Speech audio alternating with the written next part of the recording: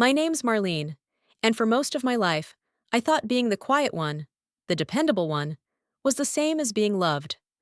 I stayed in the background, made things run smooth, never asked for much. But sometimes it's not the shouting that breaks you. It's the silence that no one ever noticed you kept. Stay with me through the end of this story, and when it's over, tell me, did I do the right thing? Or did I walk away too late? I'd really like to hear what you think. I remember that afternoon like it just happened. Early November, Asheville sky, soft and gray, not quite cold enough for a coat, but the water in the kitchen sink stung like ice. My hands, stiff and wrinkled from hours of peeling, slicing, stirring, felt like they no longer belonged to me. I was rinsing the last pot when I realized I hadn't sat down since breakfast. They say memory clings to certain moments, not because of what was said, but because of what wasn't. That day didn't start any different than the dozens of family gatherings I'd cooked through over the years. Still, something shifted. Maybe not out loud, but inside me, something cracked. I'm 54, the oldest of three sisters, though you wouldn't know it from the way things go. I've lived in Asheville my whole life, and for the past 18 years, I've worked at Elm Grove Public Library. People think librarians are quiet because we love silence. Truth is, we just get used to going unnoticed. Every November, my family gathers at my parents' place in Lakeview Hills. Two-story house with too many photographs on the walls, and a kitchen I could move around in blindfolded. I know where Mom keeps the cinnamon, where she hides the good china, which burner on the stove never quite heats evenly. I know all of it because I've been the one to make these meals happen, for years. No one asked me to, but no one else ever stepped in either. This year, like every year, I woke up early, prepped the turkey, chopped vegetables, baked cornbread. I brought everything from my place, my own knives, my roasting pan, the good vanilla extract I buy only for holidays.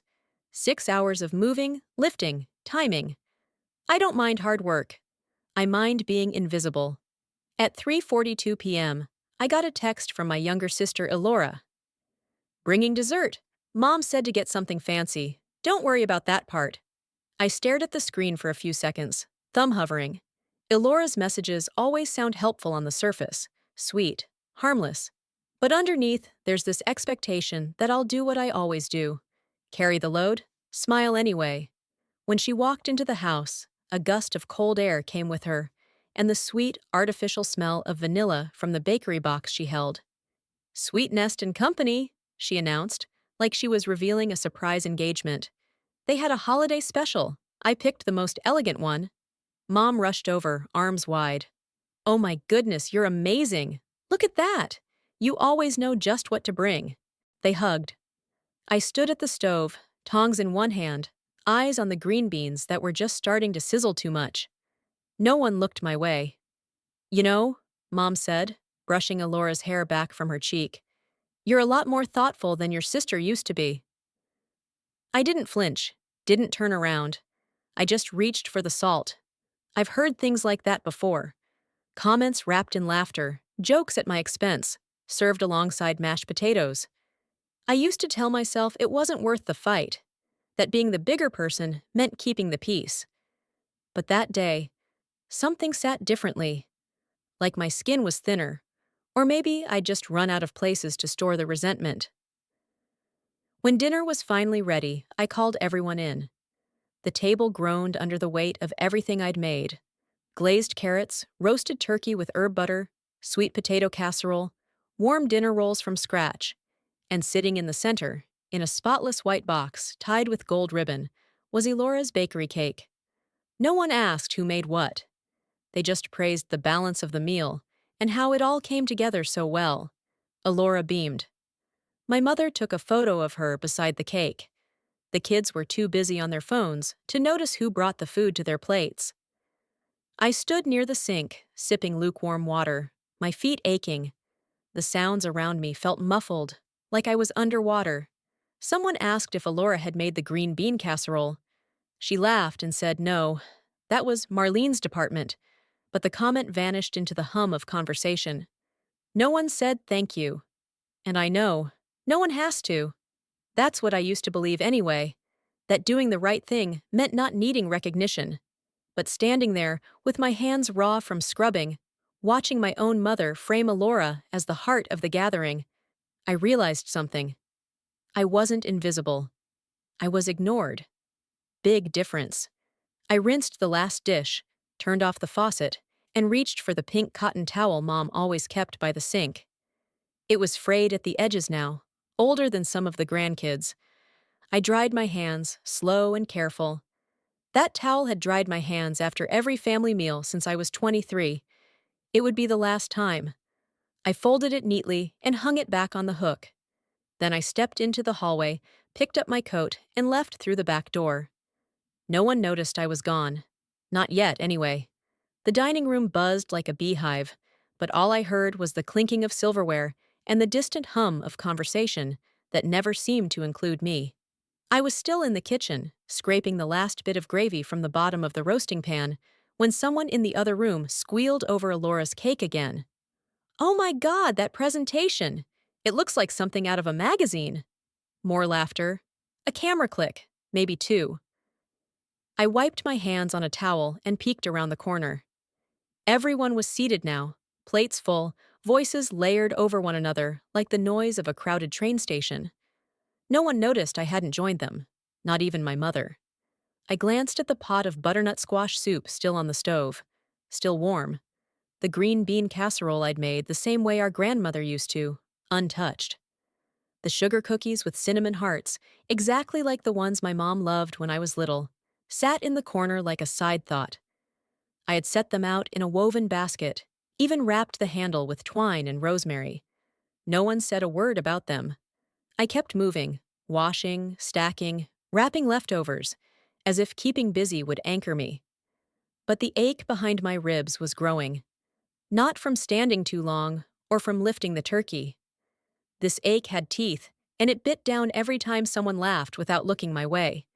In the hallway, one of my nieces passed by and chirped, "Thanks, Marlene," without slowing down.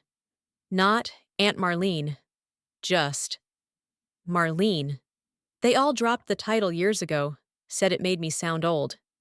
I never argued. I figured if dropping it made them more comfortable, so be it. But sometimes I wondered when I'd stopped being family and started being staff. I sat down for the first time that day in the laundry room, the only quiet spot left in the house. The washer hummed beside me, and I let it fill the silence. I pulled out my phone, not to check messages, but just to have something to hold. There was one unread text. It was from Joni. She'd sent it the night before. "Don't let them make you forget you deserve care too, Marlene." Simple. No punctuation at the end. Just a quiet sentence from someone who didn't say much, but always seemed to say the right thing. I stared at the screen until the letters blurred. I hadn't replied. I told her I had family obligations and turned down dinner like I always did. I figured she'd forget. Or move on. But there she was, dropping a lifeline without expecting me to grab it. The door creaked open and Mom peeked her head in. Oh, good. You're taking a break," she said, not quite looking at me. "Elora's cake is a hit, by the way. Everyone's asking where she got it." I nodded. "She mentioned it came from that new place. What is it? Sweet Nest?" I nodded again. She smiled, satisfied, and turned back toward the party. She never asked if I'd eaten. Back in the dining room, someone lifted their bowl and asked loudly, "Did Elora make this soup too? It's so creamy!" Elora laughed and waved her hand like it was nothing. "No, Marlene made everything. I just brought the dessert." A few people chuckled, maybe even mumbled, "Of course," but nobody turned their head toward the kitchen. Nobody raised a glass. Nobody said thank you. That moment stuck to me, not because of what was said, but how fast it passed, as if the acknowledgement of my effort was a courtesy, not a contribution. Like I was a background detail, a tablecloth, or a good oven, something that quietly made the scene work without needing to be noticed.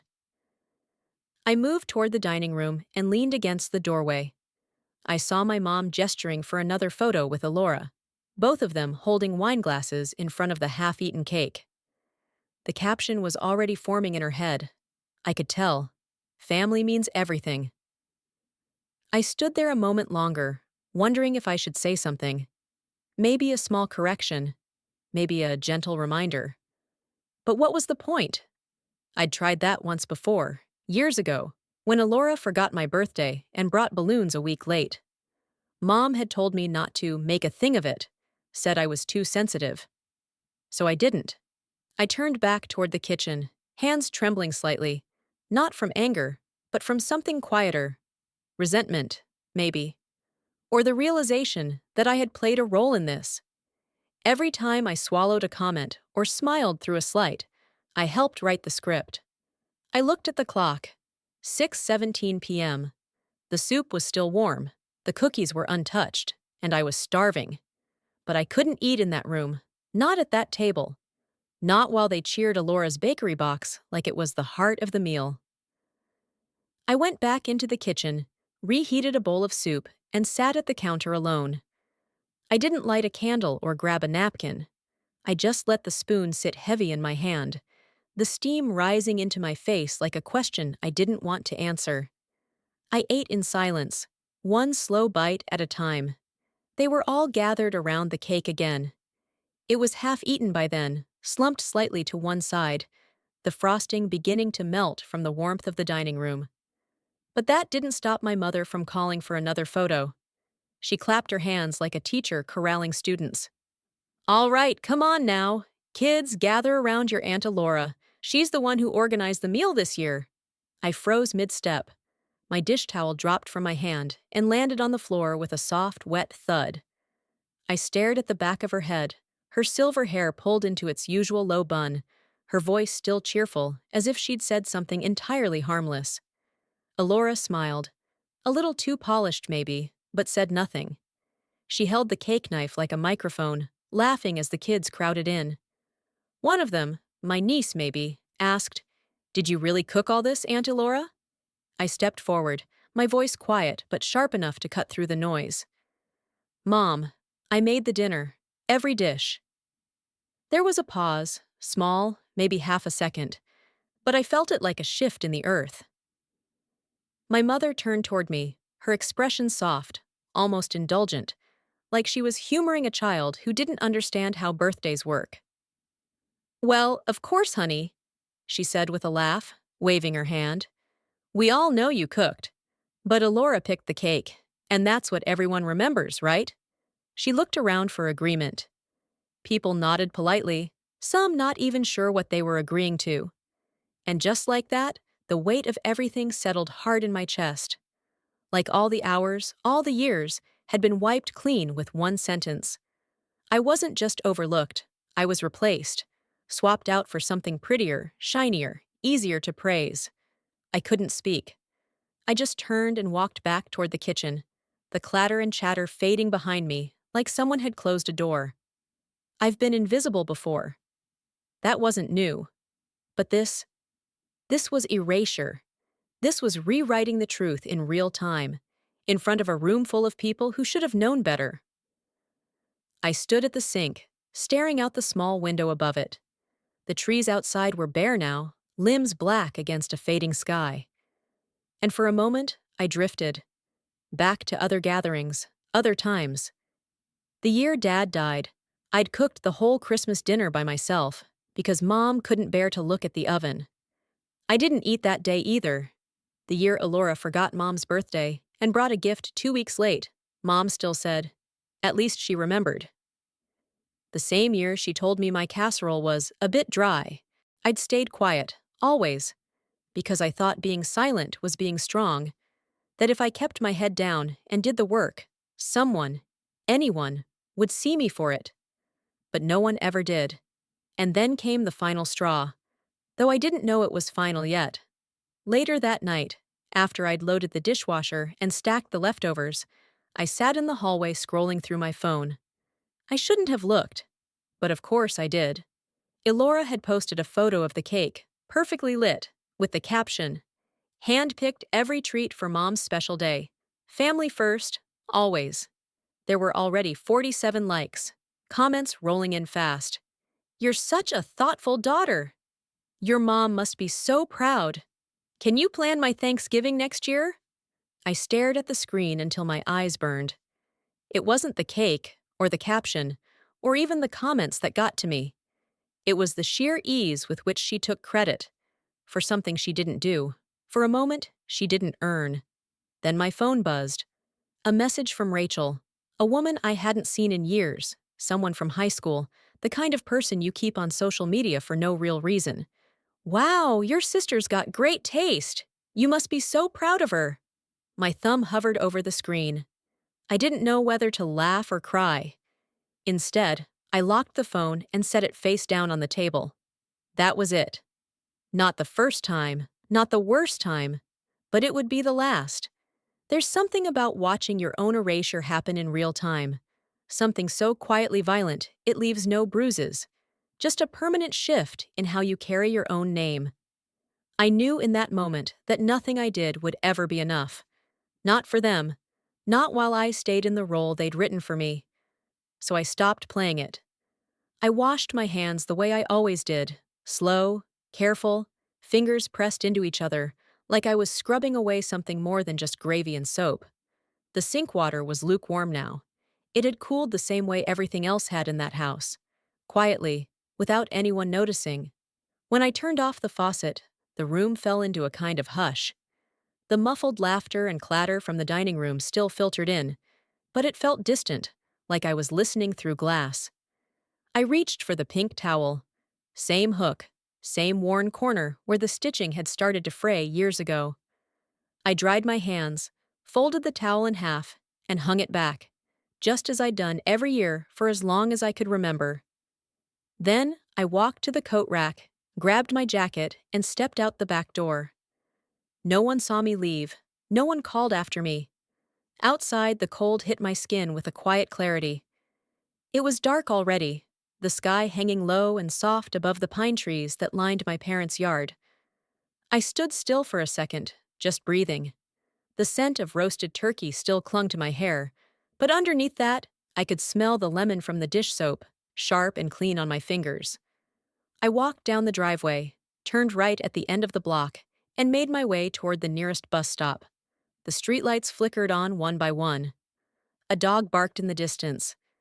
Somewhere, someone was playing soft jazz from an open window. I pulled out my phone and scrolled through the contact list until I found Joni. I hit call. She picked up on the second ring. "Hey," she said. Her voice was calm, like she already knew why I was calling. "Is that dinner offer still good?" I asked. There was a pause, but not a surprised one, more like relief. "I'll be there in 10, she said. "Wear something warm. It's cozy, but the wine's cold." She didn't ask where I was.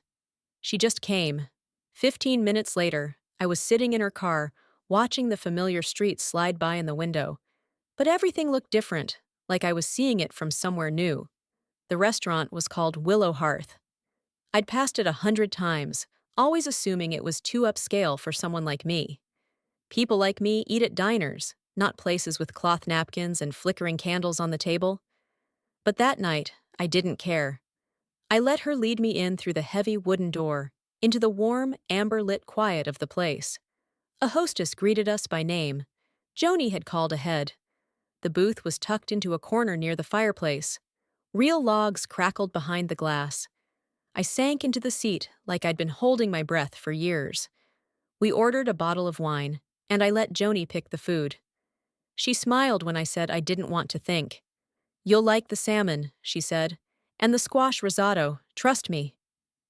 She didn't ask what happened. She didn't need to.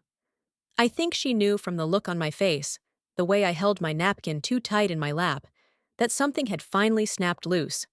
When the food came, I didn't even wait. I ate like someone who'd been starving without realizing it. Each bite felt like medicine, like kindness made tangible. Halfway through, Joni set down her fork and looked at me, quiet but firm. "I'm glad you left," she said. And that's when I started to cry.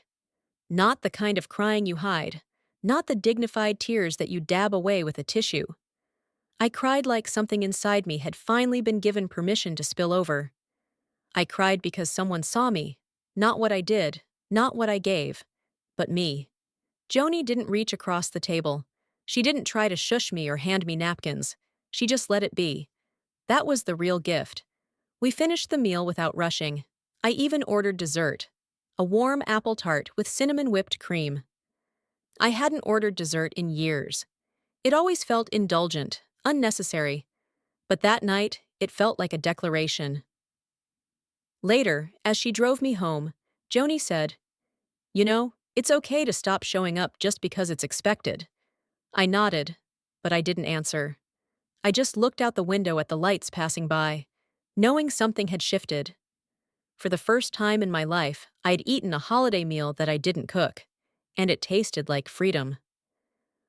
I woke up the next morning to silence. No clatter of pans, no smell of onions sautéing in butter, no list running in my head of what needed to go in the oven and when. Just the soft whir of the heater and a square of pale light spilling across my bedroom floor. It felt strange. Not good, not bad. Just unfamiliar. Like I was borrowing someone else's morning. I sat on the edge of the bed for a moment, letting the stillness settle. My hands felt light. They weren't tired. Then I picked up my phone. The notifications were waiting, lined up like guests I didn't invite. "Why did you leave without saying anything?" "Elora's upset. Everyone thought you were mad at her." "Honestly, we don't know what's going on with you lately, Marlene." Not one asked if I was okay. Not one said they missed me. Just confusion. Just mild irritation wrapped in concern. I stared at the messages, thumb hovering, but I didn't reply. Not out of anger. I just didn't see the point. I wasn't interested in explaining something they didn't want to understand. Then I opened my camera roll. There it was, the photo Joni had taken at Willow Hearth. A clean, white tablecloth.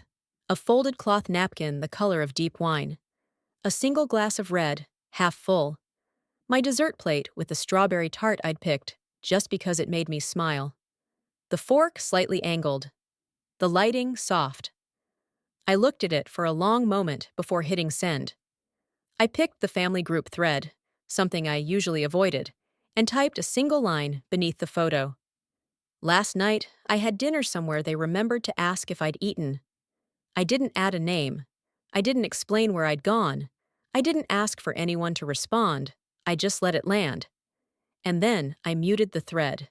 A few minutes later, the phone started ringing. "Elora." I let it go to voicemail, then again. And again. She was always quick to respond when things made her look bad.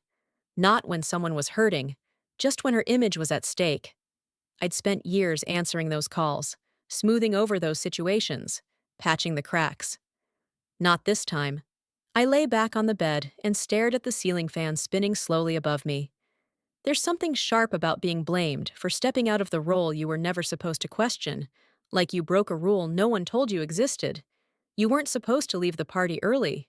You weren't supposed to remind them you were more than what you did for them. You definitely weren't supposed to eat dessert without earning it. Joni texted just then. "Feeling okay today?" I smiled.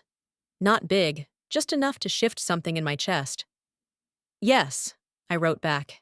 "It's quiet, in a good way." She didn't follow up. She didn't flood me with affirmations or try to process it for me. That was the best part.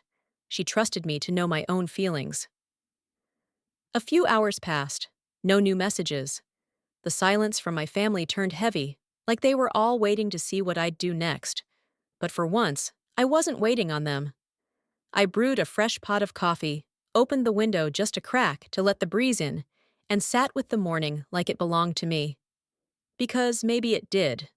The picture I'd sent wasn't just a meal, it was proof that I could step away, that the world didn't fall apart, that the sky didn't crack open just because I didn't play my part. And maybe, just maybe, someone in that group chat saw it and felt something. Shame, regret, or nothing at all. But that wasn't my concern anymore. My concern was my own peace, my own plate, my own place at the table, wherever that might be. Elora called again that night. I watched the screen glow, then go dark. I didn't answer. Not because I was mad, but because I didn't owe her my silence anymore, or my explanation. She showed up at the library. It was a Wednesday, just after lunch. I was re-shelving a cart of returned books, cookbooks, ironically, when I spotted her through the glass doors. My mother, standing in her tan wool coat, clutching her purse like a verdict. She didn't wave, just waited for me to see her and open the door. I did. "Can we talk?" she asked, and her voice was light, practiced, as if this were a simple errand she had to run. I nodded and led her to the staff break room. We sat at the little round table near the vending machine. I offered her coffee. She declined. She folded her hands and looked at me like I was still 10 years old, sulking after being sent to my room. "Marlene," she said, "I know you're upset." "I get it. But sweetheart, every family has moments like these. People say things they don't mean." I stayed quiet. Let her keep going. Elora didn't mean to take credit. She was just excited. And I may have said something the wrong way, but you know how gatherings go. It's chaotic. People misinterpret. She paused, then leaned forward, her voice softening.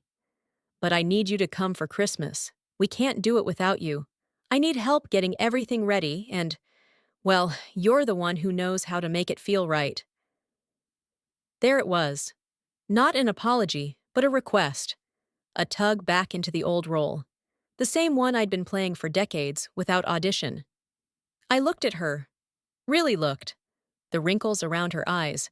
The way she picked at a loose thread on her sleeve. How she avoided direct eye contact when she was trying to control a conversation. All familiar. All automatic. "Mama," I said calmly, "if you need food on the table, there are places you can order from. Plenty of good catering in Asheville now." She blinked. Twice. "I'm not the cook anymore. Not the helper. Not the extra set of hands. I'm not the family's background noise." Her mouth tightened, but she didn't interrupt. That was something. I've spent most of my life trying not to make trouble, letting things slide, laughing off the things that hurt because I thought being a good daughter meant being agreeable. I took a breath. But I'm not going to keep shrinking myself to keep everyone else comfortable. She didn't answer right away. Just stared at her lap like the words hadn't landed yet. Or maybe they had, and she didn't know what to do with them. We sat in silence until she finally said, "So, you're not coming for Christmas?" I smiled, soft but firm. "I'm not." When she left, she didn't hug me. Back at the circulation desk, I checked my email and found a message from Human Resources. I had asked for early retirement paperwork a few weeks back, just casually, at the time. Now I opened it and started filling it out. 6 months early. I had the savings. And I had the nerve. That same afternoon, a cousin forwarded me a screenshot from Alora's latest Facebook post. She'd written a long caption under a photo of her and Mom at the dinner table. "Sometimes, the people who are the most hurt become the ones who hurt everyone else. But family means forgiving each other even when it's hard." The comments were worse. "So sorry you're dealing with that." "Some folks just love drama." "You're the glue, Alora. Don't let one person bring it all down." And one private message from that same cousin. "Elora really doesn't get it, does she? But hey, maybe none of us do." I didn't reply. It was easier not to. Easier than trying to explain that my silence wasn't cruelty, that not showing up wasn't punishment. It was self-preservation. At home that evening, I opened the pamphlet for the community center writing workshop I'd kept in my kitchen drawer for over a year. Memoir and Memory. Tuesdays and Thursdays, 10 a.m. to noon. I'd seen the flyer at the library dozens of times. Always thought about signing up. Always decided not to. Because who'd care what I had to say? But that night, I filled out the form. I didn't feel brave. I didn't feel bold. I just felt done. Done performing. Done smoothing things over. Done pretending blood meant more than basic respect. That night, I slept with the window cracked, letting the cold air slip in across my face. I didn't dream, but I woke up clear. And sometimes, clarity is better than peace. She showed up at my door on a Saturday afternoon, holding a plastic-wrapped bouquet from the grocery store and a box from Sweet Nest and Company. It was almost funny, like she couldn't imagine coming to see me without something sugar-coated in her hands. I didn't invite her in right away. I stood there with my palm resting lightly on the edge of the door, watching her shift from foot to foot like a child waiting to be scolded. "Hi," Elora said. "I figured you wouldn't pick up if I called again." She looked thinner than usual, a little paler. Or maybe I was just seeing her without the filter of guilt and habit. "Got a minute?" I stepped aside. "Sure." She walked in like she didn't quite know where to stand, glancing at the books stacked neatly on the coffee table, the notebook open on my armchair, the vase of eucalyptus I'd trimmed myself that morning. My home didn't look like it belonged to someone in hiding anymore. "Here," she said, setting the cake and flowers on the counter. "Peace offering, I guess." I didn't thank her. She turned to face me, arms crossed, voice sharper than I expected. "Okay, so how long are you going to stay mad? Seriously, just tell me what I did so I don't have to keep guessing." I leaned against the kitchen island. Calm, not cold, just done. "Elora," I said, "have you ever wondered why I was always the one in the kitchen? Why I stayed quiet while everyone else took the credit or the space?" She opened her mouth, then closed it. I kept going. "Have you ever once asked yourself why that changed this year? Why I left without a word? Or why I sent that photo instead of a reply?" "I mean," she started, then trailed off. "You've always been the strong one. The steady one. I thought that's just who you were." "That's who I became, so everyone else could stay comfortable." She blinked. "Every year I showed up, I carried the weight. And when I stopped, you all acted like I broke something sacred. But what I broke was my silence." She dropped her eyes for a second, then looked back at me, frustrated. "You always act like no one notices you, like you're the only one who feels left out. Maybe if you didn't act like your work didn't matter, we'd see it more." I didn't flinch, because that was it, wasn't it? That final sentence, sharp, defensive, self-protective, was the clearest mirror she could have held up. She didn't get it. She didn't want to. Some people can't see you unless you're serving them. And I wasn't serving anymore. I walked toward the door and opened it gently. She stood still for a beat, then sighed and picked up the cake box. "So, you're really not coming for Christmas?" I smiled. "Not out of cruelty. Just certainty. Number I'll be in Boston with Joni. There's a small reading there. I'm going to share a piece I've been working on." She blinked again, thrown off. "You're reading something? In public?" "Yes," I said. "Turns out people like hearing real stories." She didn't ask what it was about. She didn't wish me luck. She just nodded, more to herself than to me, and stepped outside. "Okay then," she muttered. I guess. I guess I'll see you around." I nodded once. "Maybe." And then I closed the door. Not hard, not fast, just enough to end the conversation. But it didn't feel like closing something. It felt like opening. Something new. Something finally mine. A space where I wasn't just background noise to other people's comfort. It took me 54 years to realize that walking away isn't the end of love. Sometimes it's the beginning of self-respect. And I wasn't going back. Not for cake, not for show, not even for peace. Because peace, I'd learned, was something you make in the quiet after you've told the truth. The new year came quietly. No countdown, no champagne. Just the sound of my coffee maker sputtering to life and the gentle hum of the radiator in the corner of my apartment. I liked it that way. Simple, still, mine. Every Tuesday and Thursday, I walked to the community center and sat in a circle with 12 strangers, all of us with notebooks open and stories half-formed. We didn't know much about each other, just names, maybe a job or two.